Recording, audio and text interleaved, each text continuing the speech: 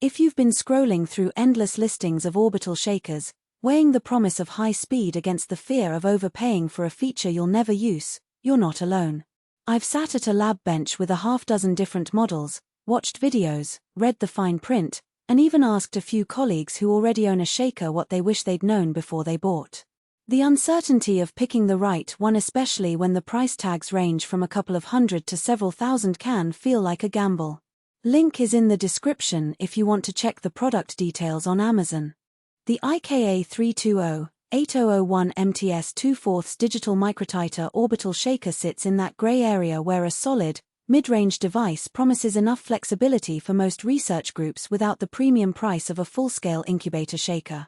What makes it worth a closer look is how it handles the everyday rhythm of a busy bench, swapping plates, adjusting mixing times on the fly, and keeping the motion gentle enough that delicate cell cultures aren't torn apart.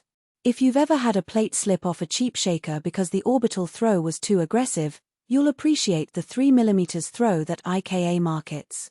In real-world use, that translates to a smooth, even swirl that keeps reagents well blended without splashing over the edges. Who should consider this unit?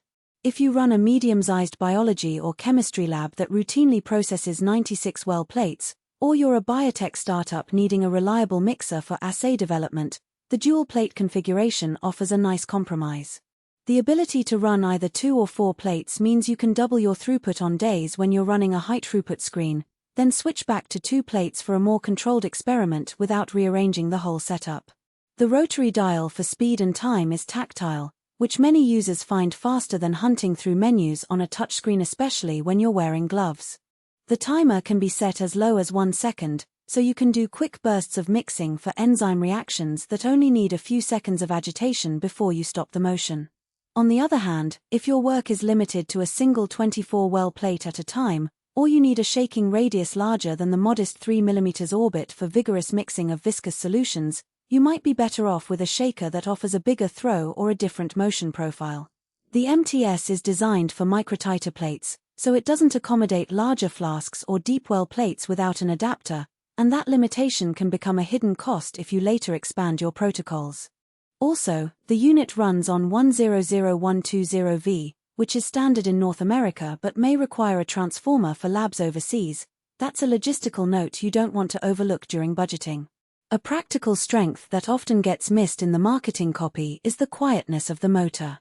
In a shared lab space, the low hum of the shaker lets you run multiple devices simultaneously without creating a cacophony that drowns out conversations.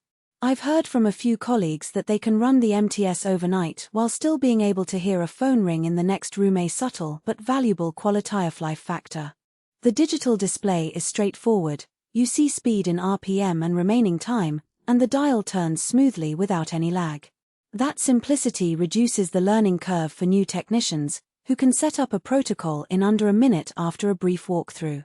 The downsides are equally practical. Because the speed range tops out at 1,100 revolutions per minute, you won't achieve the shear forces that some high-viscosity applications demand. If you're working with polymer solutions that need vigorous mixing, you may find yourself reaching the ceiling and still not getting the homogenization you need. The timer, while flexible, does not offer programmable cycles. You can't set a mix-pause mix routine without manually stopping and restarting. For labs that run automated protocols on a strict schedule, that extra step can add up. Finally, the unit's footprint is modest, but the base does not have a built-in shelf for reagents, so you'll need a separate bench space to keep buffers and plates within arm's reach, which can feel cramped on a crowded bench. Let's walk through a typical day using the shaker. In the morning, you place 2 96-well plates containing a cell-based assay that needs a gentle swirl before incubation. You spin the dial to 300 revolutions per minute, set a 30-second timer, and press start.